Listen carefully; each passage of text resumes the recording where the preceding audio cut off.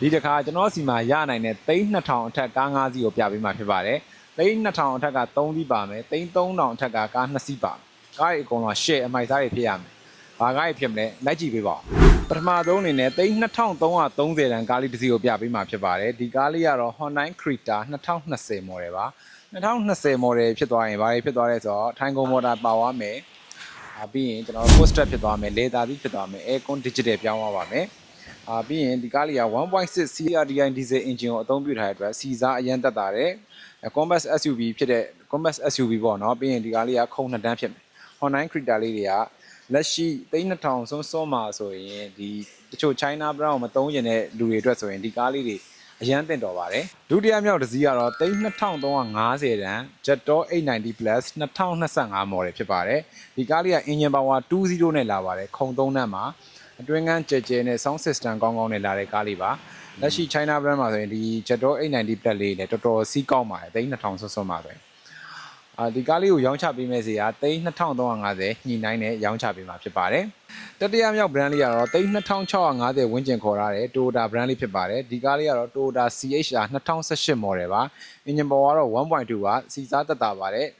စီစားတက်တာရယ်ဆိုရင်မဲ့ဒီကောင် engine power horsepower ထွက်တာမြင့်တဲ့အတွက်အစွဲရုံအရန်ကောင်းပါတယ်ဒီကားလေးကပြီးတော့ဒဇင်းလုံး original ဆေးပါဂျပန် brand ဟိုမှာကားကောင်းကားတန်ကား share လို့ချင်းဒီကားလေးကိုယူပါ၄စီးမြောက်ကတော့3300ကျော်စပါတယ်ဒီကားလေးကတော့ BIC Beijing ရဲ့ BJ60 2025 model ပါ engine power တော့2.0ပါ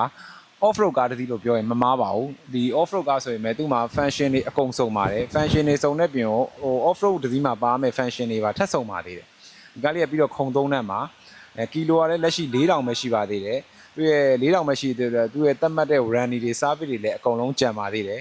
ဒီကားလေးကိုတော့3450ညှိနှိုင်းနဲ့ရောင်းချပေးမှာဖြစ်ပါတယ်နောက်ဆုံး brand လေးကတော့ Korea brand လေးဖြစ်ပါတယ် Kia 2023 model H-Line Sport လေးဖြစ်ပါတယ်ဒီကားလေးက H-Line Sport တွေကတော့တော်တော်များများလည်းတည်ပြီးသားဖြစ်မှာပါ engine power 2.0 diesel နဲ့လာတာဖြစ်တဲ့အတွက်စီစားအရန်တက်တာပါတယ်ခုံ2တန်းနဲ့ပဲလာပါတယ်